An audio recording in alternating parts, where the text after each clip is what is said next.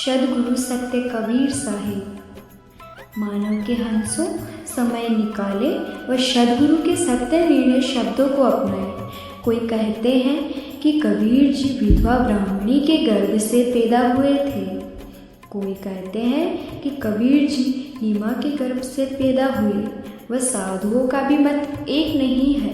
सो जानो, इससे हमारे को समझने की आवश्यकता होगी। कुल मिलाकर के समझेंगे तो कबीर साहब का शरीर काशी के लहरदारा तालाब के किनारे कमलों के फूलों में पाया गया। जाति न पूछो साधु की, पूछ लीजिएगा। जाति न पूछो साधु की, पूछ लीजिएगा।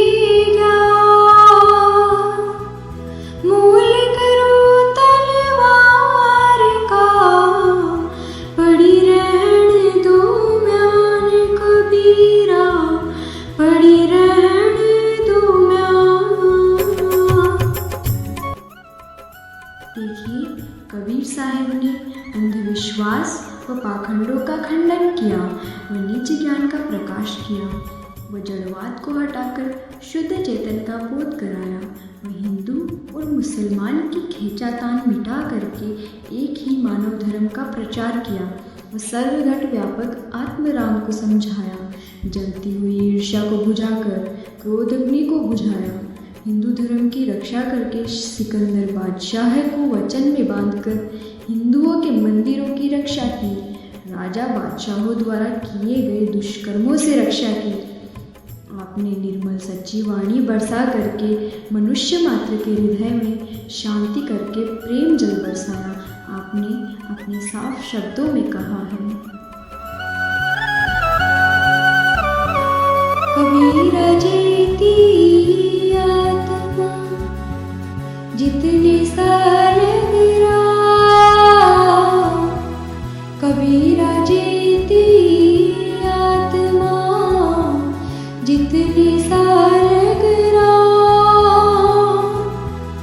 बोलनहारा पूजिए, क्या पत्थर से काम कबीरा, क्या पत्थर से काम।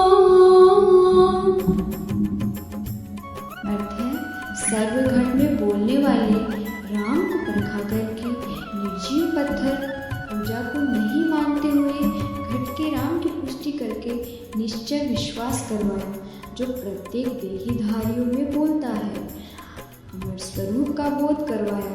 वह मानव के भ्रम मात्र काल्पनिक शब्दों का निवारण करके यथार्थ शब्दों से ज्ञान देकर के भ्रम का भूत जो सब में छाया हुआ है उसको भगाया। आपने भयानक अर्थात डरावने शब्दों को भगाकर मानव को स्वतंत्र किया। सो जानो, सत्य संदेश।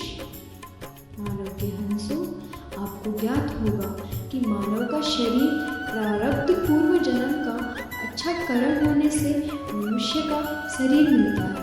यह 84 के भयंकर दुखों का अंत होने का एकमात्र अवसर है। इसका लाभ अवश्य ही लेना चाहिए। यह अवसर बार बार नहीं मिलता। आते सोच विचार के समझकर संतों के शब्दों को अपनाइए।